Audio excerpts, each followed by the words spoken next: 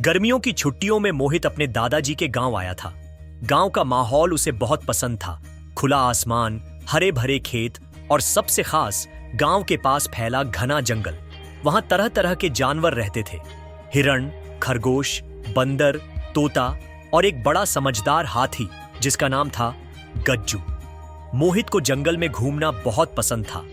हर दिन वह वहां जाता और जानवरों के साथ खेलता।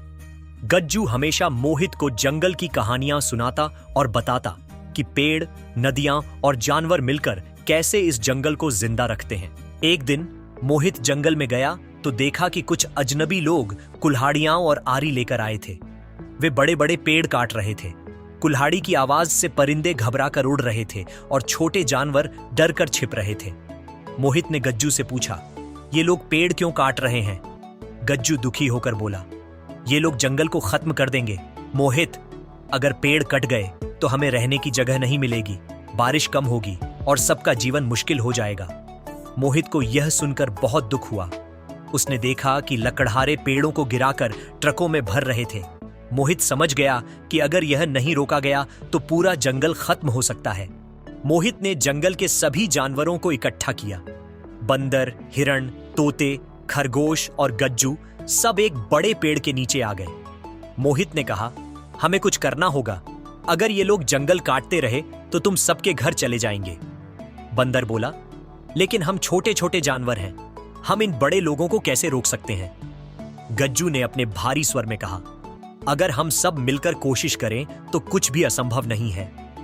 तोता चहक कर बोला, हम गांव के लोगों को भी बुला सकते हैं। मोहित और जानवरों ने मिलकर एक योजना बनाई। बंदरों ने पेड़ों पर रस्सियां बांध दी ताकि जब लकड़हारे आए तो वे उनमें उलझ जाएं।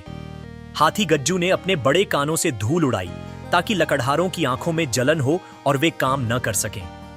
तोते गांव में जाकर खबर फैलाने लगे ताकि लोग आकर जंगल को बचा सकें।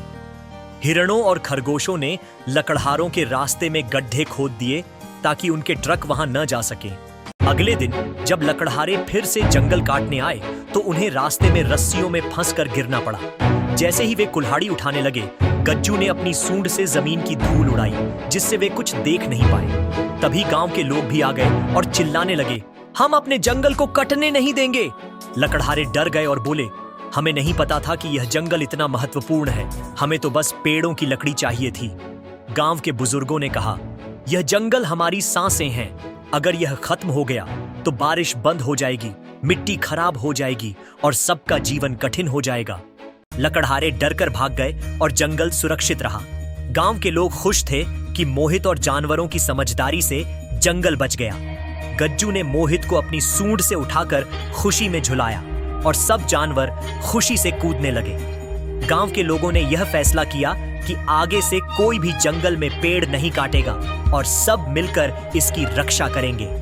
मोहित ने सोचा, अगर हम सब मिलकर कोशिश करें तो प्रकृति को बचाया जा सकता है। कहानी से सीख, प्रकृति हमारी माँ है, हमें उसकी रक्षा करनी चाहिए।